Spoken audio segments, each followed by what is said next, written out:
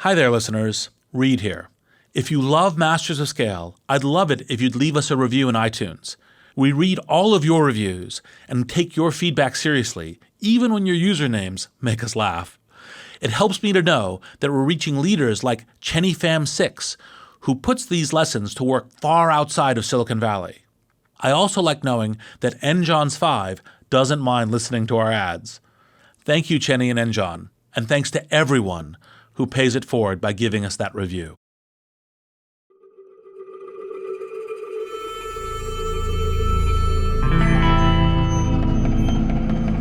It's 2002.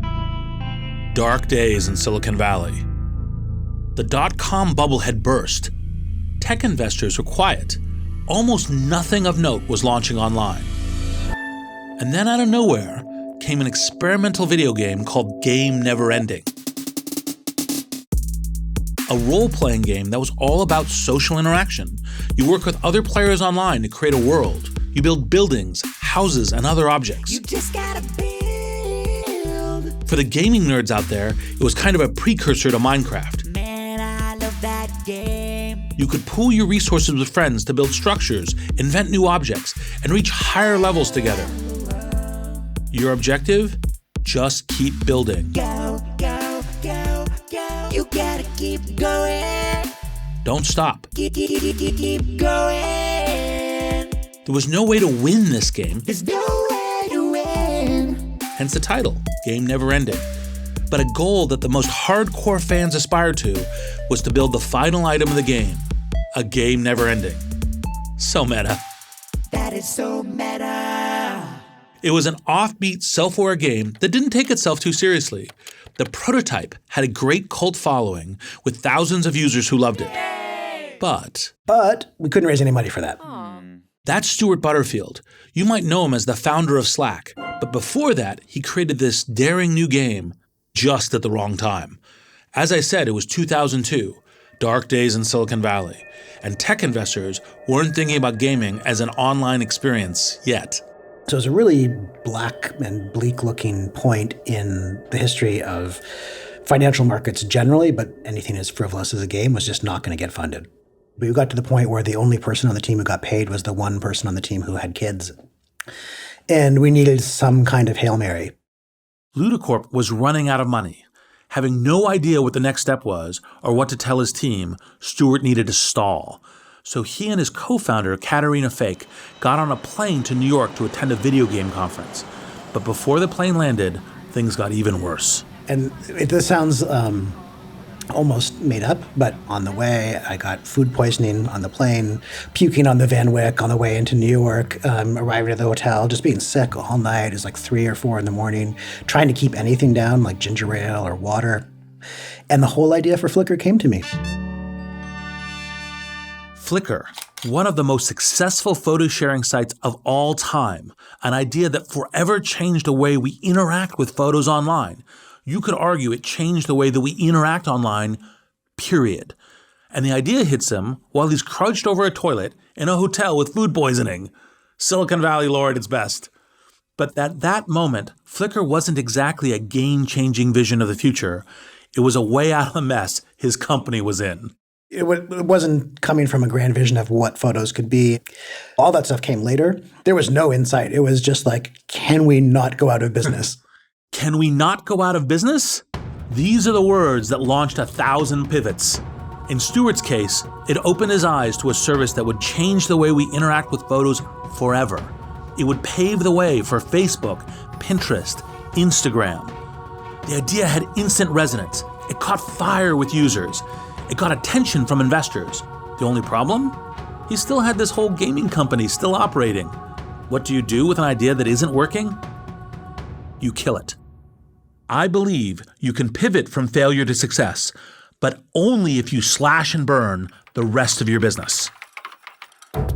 You got to have incredible talent at every position. It's like this huge push. There are fires burning when you're going home. Can you believe it? Such an idiot. And then you go back to, this is totally going to be amazing.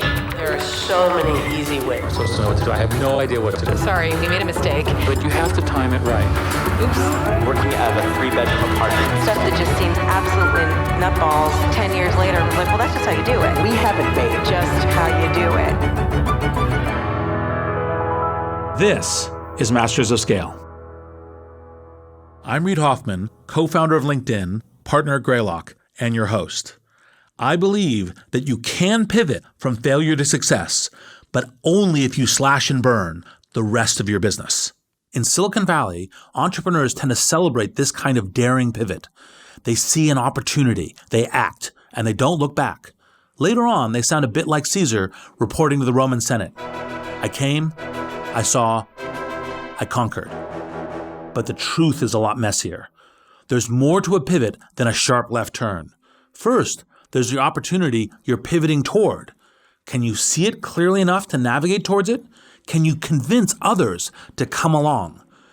And then you have to pivot away from your old idea.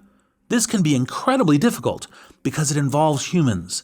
And humans don't tend to let go of old ideas easily. You risk blowback from your co-founders, from your staff, your investors, and your users. This will likely be the single greatest test of your leadership skills because your credibility will come under scrutiny. Are you even believable anymore? I wanted to talk to Stewart Butterfield about this theory because he pulled off two uncanny pivots. He has twice launched game companies only to pivot towards game-changing communication platforms. First, as the co-founder of Flickr, the pioneer in photo sharing, and second, as the co-founder and CEO of Slack, a platform for group communication within teams that has taken off in Silicon Valley and beyond. Both companies, believe it or not, started as online video games. And at first, this might seem like a real leap, but when you learn a bit about Stewart, it starts to make a lot more sense. For one thing, Stewart likes video games, but he doesn't like them. I like playing games, but wouldn't classify myself as a gamer. I don't own a console. I definitely have played my share of Civilization, and there's stupid iPhone games, which I'm embarrassed to say that I enjoy. He loves board games and card games, old-fashioned games that bring people together, and he wanted to bring that same sense of a communal experience to video games. And one thing you should know about Stewart, he has a lot of experience with communal experiences. Let me start at the beginning. Stewart grew up in a quirky Canadian fishing village called Lund. Anybody up for fishing, eh? Drive north along British Columbia's Highway 101 as far as the road will take you, and you'll arrive. There's a welcome sign at the entrance to the town that reads, Lund, the end of Highway 101. It also reads, Lund, the start of Highway 101. That's your first clue that the residents of Lund are an open-minded bunch. Lund was founded in the late 19th century, but settled primarily by American hippies in the 1960s. And that's where Stewart Butterfield was born. His birth name was Dharma. Let's name him Dharma. How about Moon Pickle? He changed it to Stewart at age 12. As far as I can tell, Stewart has taken to the capitalist lifestyle swimmingly. But I had to ask him about those formative years. So you lived with your parents in a log cabin that had no running water for a few years. Did this shape you as an entrepreneur? I'd like to say that there was some of that no running water, no electricity rubbed off of me in an Abe Lincoln kind of way, but I don't know if that's actually true.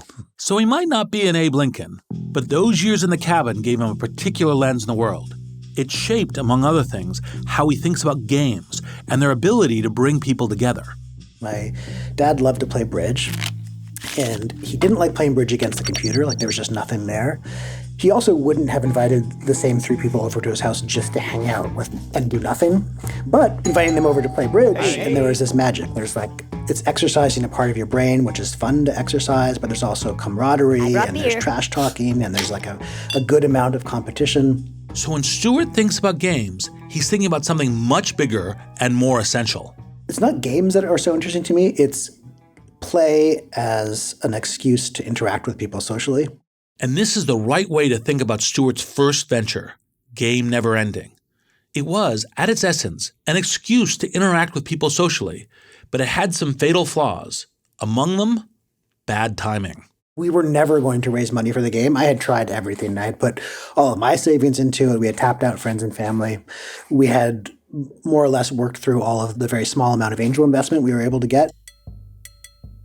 Stewart's failing game needed a lifeline, and that's typically the moment just before the pivot. There are some examples of peacetime pivots, driven entirely by opportunity, but that's not typical. Pivots almost always spring from failure. It was the failure of Game Never Ending that forced Stewart to think about what would come next. And his moment of revelation, over a hotel toilet in New York City, gave him the idea for Flickr, the photo sharing site. But the idea didn't come to him fully formed. It started out hazy, as many pivots do. The initial idea incorporated photo sharing into the game itself.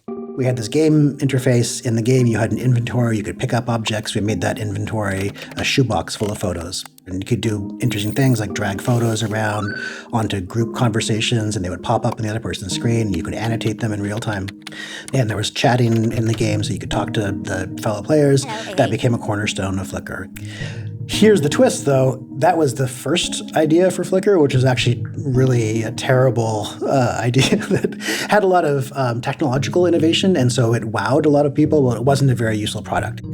Flickr may not have been entirely useful, nor fully formed when the idea first came to him, but the idea of sharing photos had immediate traction. Maybe 3 months in, it was pretty obvious that Flickr had legs, so people started to use it, people were talking about it, it got a lot of good press. For Stewart, Flickr was a sort of homecoming to his deep-seated interest in just hanging out.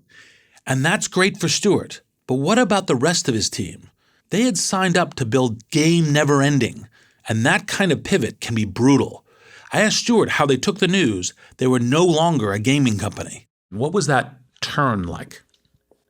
It was rough, and there was definitely differing opinions. There was a lot of arguments about what we should be doing, and for a time we were working both on the game and on Flickr. The team was still really split, so we had a vote, and I remember this really distinctly because I had to do some backroom politicking. After the first vote ended, it was a tie game. So I called up one of my co-founders who's in New York and had to do some horse trading. Felt like I was a senator. When your team is split, it might seem smart to hedge your bets and pursue both ideas at once. It may seem to keep the peace with your team, but as a founder, you never want to say, we're working on X and we're also working on Y, because my team likes both ideas. That may be the expedient solution, but I can tell you how that story ends. Like Thelma and Louise holding hands and driving over a cliff together. You actually owe it to your team to force a decision, X or Y, choose one. It's ultimately the founder's responsibility to make that call, but you have to bring your team along. This is the situation Stewart found himself in. He almost had the votes he needed, but there was one holdout.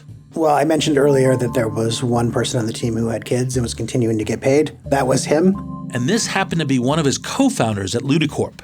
Everyone else was willing to work without pay, but he had a family to provide for, mouths to feed, soccer camp to pay for. And this was the holdout vote that Stewart needed to stop working on the game and fully focus on Flickr. So it was a little bit more, let's play this out a couple months and see if you'd like to continue to get paid, there's only one way we're going to do this. And I didn't mean that to be threatening at all. Just we were never going to raise money for the game. Hold on. Rewind. If you'd like to continue to get paid, there's only one way we're going to do this. Did Stewart just threaten that guy's paycheck? Not exactly. You have to understand that Stewart had the kind of trusted relationship with his co-founder where this was permitted. Working for a startup is kind of like going to war together. When you're crouched in the bunker with the rest of your platoon, you form massive trust. If I've seen you look out for me, I'm going to look out for you. So Stewart's campaigning was pragmatic rather than antagonistic. He's saying, look, we all love working on the game, but the reality is there won't be any money left if we keep doing this. His co-founder heard him and got on board. And we had another vote the next day, and this time the Flickr side won. You know, at that point, I think we had less to lose and there was less invested. And it wasn't as traumatic as the next big pivot, which was Glitch to Slack. That was, 7 years later. Yeah, and we will come to that. Indeed, we will come to that. and you Slack fans may be eager for me to pivot. But this transition from game never ending to Flickr is just such a perfect example of an extreme pivot. I had to test a few more theories. I believe that as CEO, you always have to bring the core team along during a pivot. You have to make them feel like it was a joint decision. It doesn't have to be completely democratic. In fact, it shouldn't be democratic. But it has to feel democratic. People have to feel they have a voice. And as Stewart campaigned, he was essentially hacking the quasi-democracy, saying, yes, your vote counts, but I can persuade you because I have your interests at heart. Finally, the team could focus on Flickr and slash and burn the rest. So Stewart and his co-founders have navigated what was in many ways a prototypical pivot. They're going down a path which was getting narrower and rougher and seemingly leading nowhere. They see a different path leading to a better place, and they pivot toward it. They lead a team through a difficult organizational transition. They weather a storm from existing customers. It might seem like the most harrowing transition was behind them, but keep in mind, Stewart wasn't just suggesting a hairpin turn for his team. He was suggesting a hairpin turn for the internet. Almost all the photo sharing at that time was entirely centered around printing. And that was the idea of what people wanted to do with digital photographs. So that, in one sense, made it very easy. There was a lot of competition at the time. There was Snapfish, Shutterfly, there was Ophoto, which Kodak had bought, and Kodak had put a lot of muscle behind it. And none of them thought of the internet, as far as I could tell, as a social medium in itself and a worthwhile place to put photos. With Flickr, the sharing itself became the primary goal, not a print or a mug. And if this concept seems awfully familiar, it's because Flickr laid the foundation for everything we do today on Facebook, Instagram, and Twitter. Tagging, sharing, following, memes. It was arguably the first comprehensive experiment in modern social media, a testbed for innovations. Flickr changed the paradigm of social interaction online. It succeeded because they had the right idea at the right time and they made the right bets. But they also had another secret weapon: good old-fashioned manners. They knew that for Flickr to succeed as an online community, it had to be a community, period. I think one of the strengths of Flickr was a really unique culture, and a huge amount of effort went into setting that. So Katerina Fake, one of the founders of Flickr and my ex, she greeted every single user individually. There's another designer on our team, a woman named George Oates, same thing. And so I think a lot of what made Flickr great in the end came from that germ of a really strong and positive community. We'll hear more about building a strong community later this season from Katerina, Stewart's co-founder, who is equally fundamental to Flickr's success. The Flickr community scaled fast, and in 2005, Stewart and his co-founders sold Flickr to Yahoo. It all happened so fast. We launched in February 2004, and by March 2005, the acquisition by Yahoo had closed. Basically a year in market and maybe 10 and a half months before we were in the middle of negotiations. In 2008, Stewart left Yahoo. As an aside, he wrote an epic and rather confusing resignation letter to his boss at the time, Brad Garlinghouse. It's odd and wonderful. Look for it. Now, Stewart had money, connections, and a track record. He decided to launch a new project. You'll never guess what it was. Yes, another online social game. This one was called Glitch. The idea was pretty much the same as Game Never Ending, except that the technology was much better, so people could be much more creative and could be higher fidelity. A game world with no combat, very absurdist, probably too highbrow and too intellectual. Dr. Seuss meets Monty Python meets Borges. So already you can tell that in an era where Farmville was just beginning to take off, this was not an easy sell to America's casual gamers. In retrospect, perhaps not an easy sell. But at the time, they were sure this game would be different. This game would be huge. From our perspective, okay, now we have some money, so that makes it easier. Now we have better connections, but also computer hardware got, 100-fold better in those 7 or 8 years. We were more experienced and capable as engineers and designers. So the thought was, we can't fail this time. Like, there's just no way with all of these, 10 X's that combine to make it like 1,000 or 10,000 times easier for us, it would be impossible to fail. Yes, that's usually the Ozymandian warning. Yeah. So it seemed like the Glitch team had everything they needed to succeed, and the stakes were higher this time. Stewart and his team were in deep. 4 years of development, 45 employees, tens of thousands of players, $17.5 million raised. Glitch had a small community fan base, but it was failing. At this point, I've learned that this is not going to be a commercially viable creation. It was incredibly powerful for the small minority of people for whom it worked. So they spent 20 hours a week playing, and they were very committed. It was a super tight community. But most people, like 97% who signed up would be out of there within 5 minutes. Glitch was losing money fast. For the second time in his career, Stewart needed a lifeline. The last 18 months were just a series of experiments. And like, what if we did this? What if we tried that? Maybe it's just missing this feature. We were pretty good at getting people's attention because we had more of a reputation. We were more connected, so we could get lots of articles written about us. Because it did always seem like the next thing was going to be what saved it. Something that just didn't work. Yeah. You can hear in Stewart's voice, he still asks himself whether he could have saved it.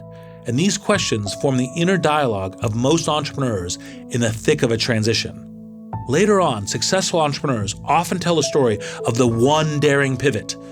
They leave out the fumbles and the false starts along the way. The truth is, most entrepreneurs pivot many times before they find their footing. Sometimes you find your way cleanly to success, and sometimes you don't. There's a night where I just lost faith. Like I just realized, okay, I have tried the 15 stack ranked best ideas we could possibly come up with to turn this around. And I don't think the 16th was going to work if the first 15 didn't. Stewart knew what the numbers were telling him. For the second time in his life, he would have to close up shop on a product and team he loved. But man, it is so hard because the job of a CEO is often just to come up with a story that enough people believe that you can make something happen in the world. You have to convince investors, and you have to convince the press, and you have to convince potential employees, and you have to convince customers. And I'd done a lot of convincing of people, a lot of convincing of people to come work on this project, to leave whatever thing they were working on before, quit their job, get paid poorly in exchange for equity in something that just didn't work. Stewart pulled the plug on Glitch before the money ran out, but he found a series of graceful exits. And that was a tough conversation with our board and our investors because they actually wanted us to keep going. It was a tough conversation with the other co-founders who also wanted to keep going. We had those conversations, and then we'd call an all hands. And I walk into the room, and it was an unusual all hands. We hadn't announced it before, so there's already kind of some nervousness in the room. And I stand up and start, and I didn't even get through the first sentence without starting to cry. I locked eyes with one employee who just 3 months ago had moved to Vancouver to come work with us. He had moved away from where his in-laws lived, and his in-laws helped take care of his, I think at the time, 18-month-old or 2-year-old daughter, bought a house, and now I was telling him they didn't have a job anymore. That employee he locked eyes with? That was Tim Leffler, one of the engineers at Glitch. We asked him how he remembered that moment. Stewart came in and had a very somber look on his face. He had kind of puffy eyes. He looked tired. And we kind of thought it didn't look great, but, it was Monday morning, so who knows. And he came in, and the very first thing he said to us was, it's over, and that we were shutting the game down. And a lot of us obviously knew what that meant. We were not going to be working there any longer. One of the things I admire in the story isn't just that Stewart took responsibility. He also took action.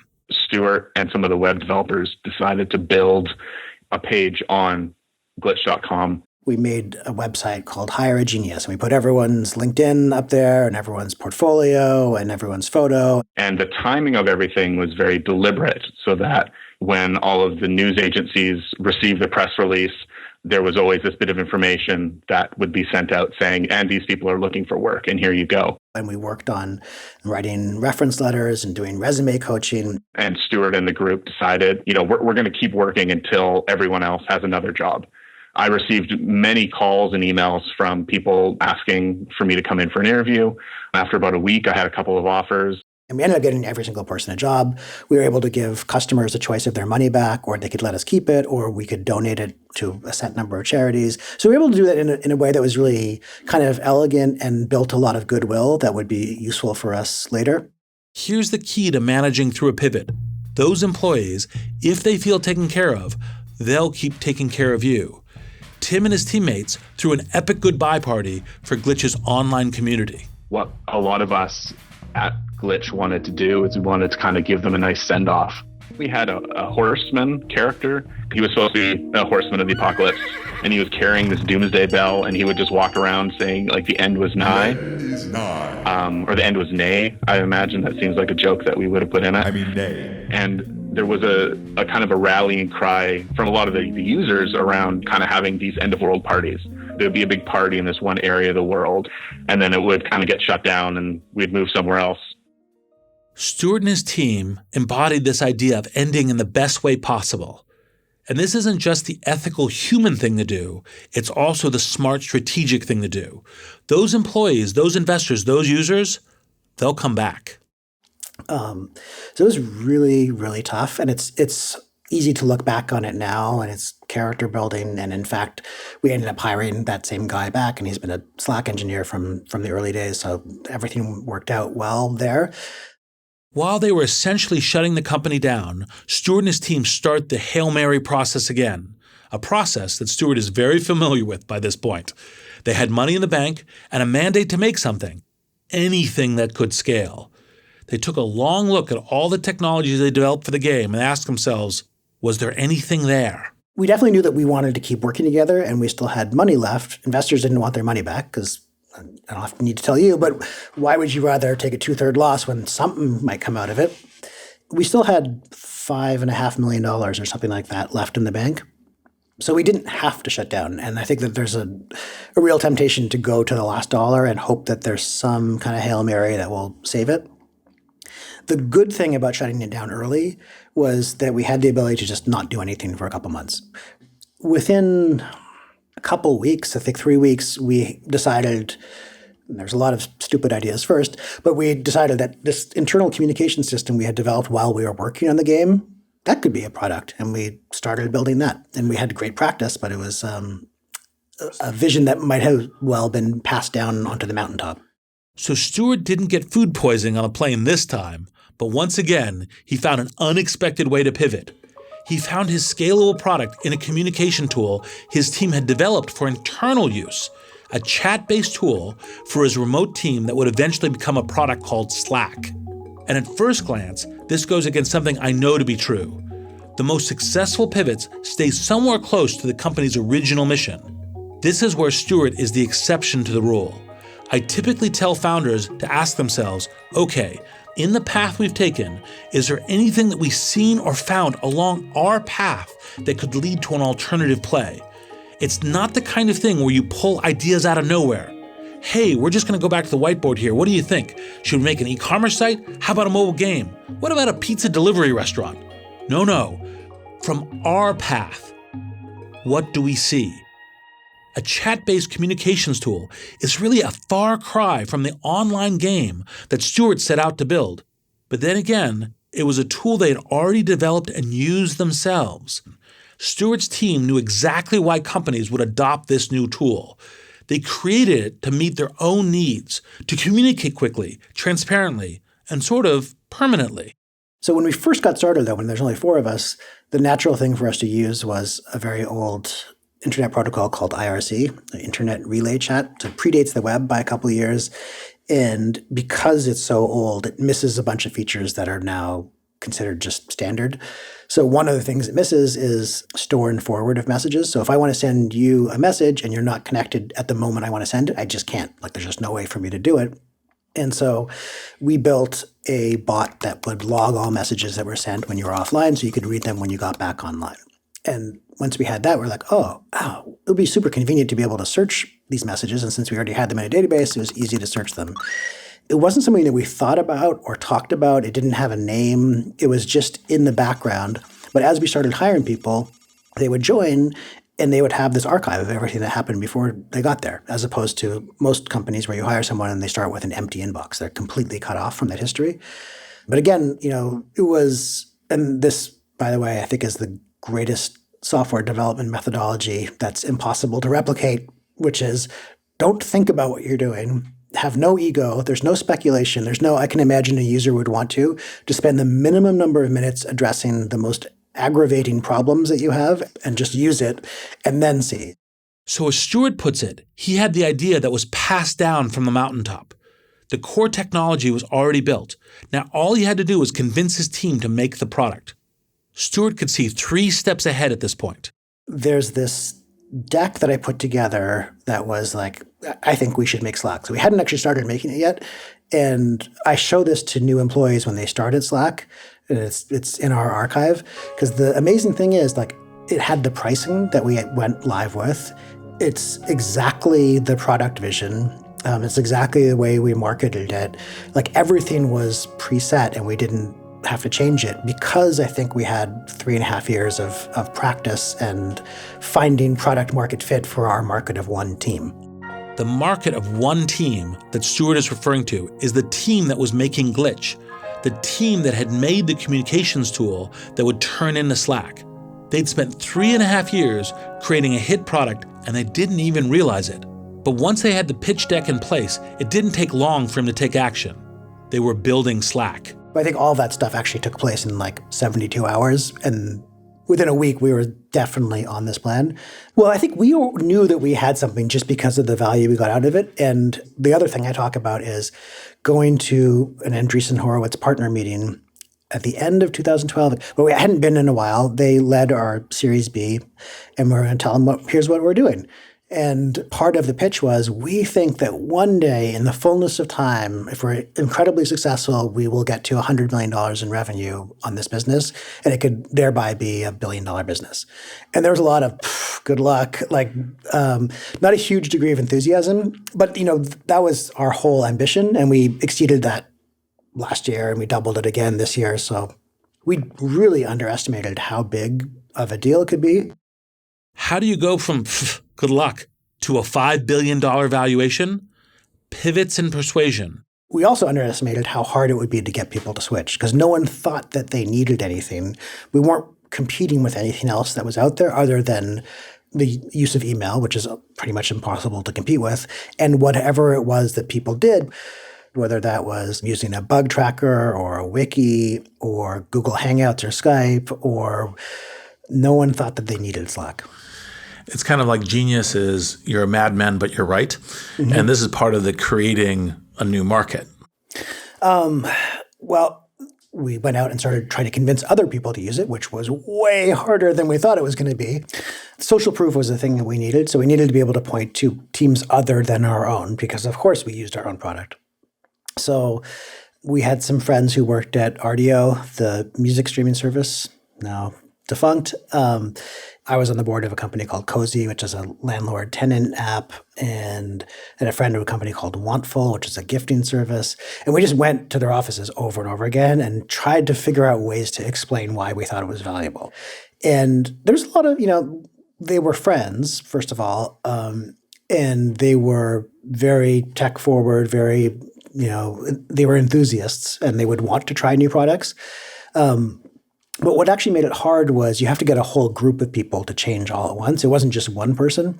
The benefit of that, though, once you're able to break through, is once the group starts doing it, what was difficult about it becomes this benefit. It's very hard to get the group to change to anything else once they switch. So Slack was a really interesting product to scale in the early days because it had very, very little network effect between companies, but a huge binary 100% or just nothing inside of companies. So there were companies to cajole, influencers to influence, hearts and minds to win. The overarching driver of Stewart's success? The ability to tell a great story, one that inspires people to go on the journey with you as you make some seriously bold moves. It's one of his entrepreneurial superpowers. And if there was one piece of advice I wish I could phone back and give to myself was just concentrate on that storytelling part, on the convincing people. Because if you can't do that, it doesn't matter how good the product is. It doesn't matter how good the idea was for the market or what happens in the external factors. You don't have the people believing. When Stewart knows that it's time to slash and burn the business, the only way to lead your team on the journey is to turn it into a great story. Find those moments where everything changed, whether it's throwing up in a hotel bathroom or having a mountaintop moment you have to bring to your team. Figure out what your story is, and it will go a long way to bring your co-founders, employees, and investors along with you. And you'd be surprised at who might come back to help. Remember Tim Leffler, the engineer that Stewart had to lay off? He was naturally a bit reluctant to take another job offer from Stewart. I got an email from Stewart, and getting an email from somebody who previously laid you off talking about work, you're a little cagey on that. But there was no reason I wasn't going to meet Stewart for coffee. And yeah, he kind of gave me the rundown of what was going on and just said, hey, we'd like to have you back and working on this product with us. I talked over with my wife. She said, if you were to leave where you're working and go work for Slack and Slack fails, how sad are you going to be that you need to find another job? And I'm like, yeah, it would suck trying to find another job, and the job I might get might be worse than what I'm doing now. But then she said, well, what if you stay where you are and Slack becomes a huge hit? And I basically said, well, that would really, I would feel really bad about that. And so that kind of, at that point, was kind of the clinched decision for us. And we ended up moving. Yes, Tim and his family moved again. Fortunately, it was the right move this time around, and when he arrived at the office, he was surprised to find he wasn't the only battle-scarred employee to rejoin the team. I came back with a bunch of people that had also been cut and were coming back for the same reason.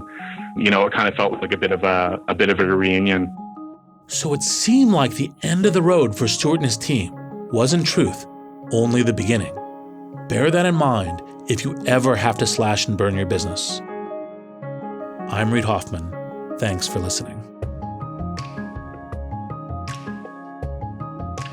Next week on Masters of Scale.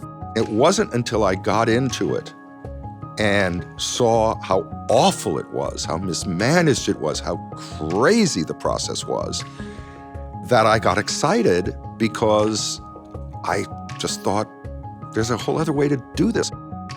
Masters of Scale is a Wait What original. Our executive producers are June Cohen and Darren Triff. Our producers are Dan Kedmi, Chris McLeod, Jenny Cataldo, and Ben Manila. Our supervising producer is Jay Punjabi. Original music and sound design is by the Holiday Brothers. Mixing and mastering by Brian Pugh. Special thanks to Chris Ye, Saida Sepieva, Elisa Schreiber, David Sanford, and Stephanie Kent. Visit mastersofscale.com to find the transcript for this episode.